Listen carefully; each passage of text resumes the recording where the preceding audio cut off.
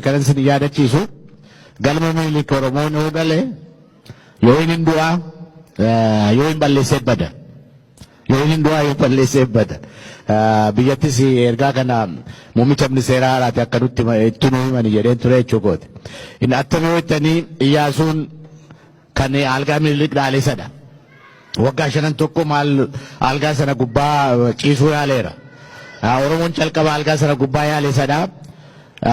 Sharri shawaa hin dandeenye akka taanetti aangoo irraa buusanii asiif achi deemaa ture.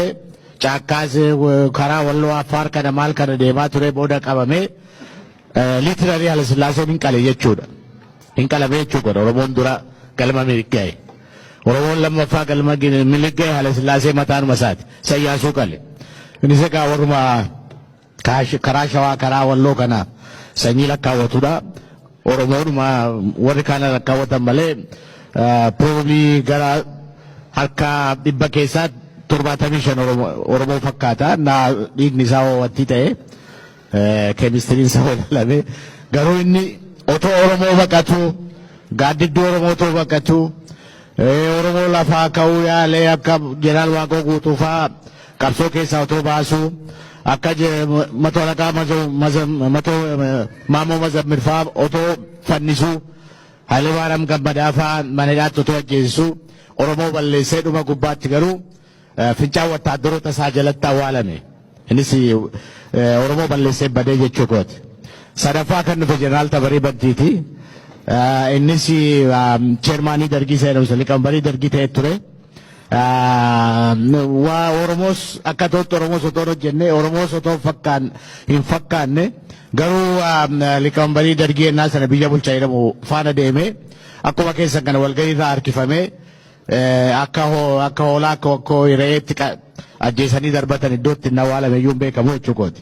Jeneraal Tabarii Bantii. Dhuma gubbaatti immoo kan dhufee Mangistuu Hayilamaariyaamidha. Galma Waldee Ayyaanaati. Ta'us isus jechuukooti. Hamma isaa garuu beekaa Oromoo kan balleesse kan ajjeese kan fannise hin jiru.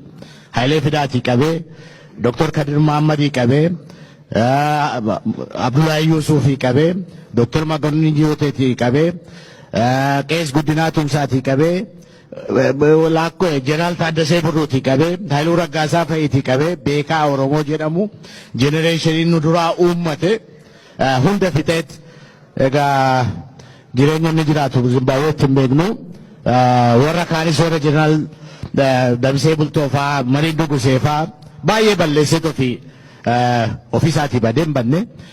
Egaa carraan Dr. Abiyyi Mahammadis akka carraa kanan taane abdii godhachaa qabsoon Oromoo qeerroo Oromootiin immoo utubaa godhatee cocho'aa jiru. Hundaa'ee walakkaa godhatee qeerroo Oromoo fudhatee yaalaa jiru. Alaas keessaa soo jabaate carraan inni nama sinin jedhe kuni seenaan sun hin dagaraa deebi'een dhufu ta'uu baannaan at a very critical crossroad jirra.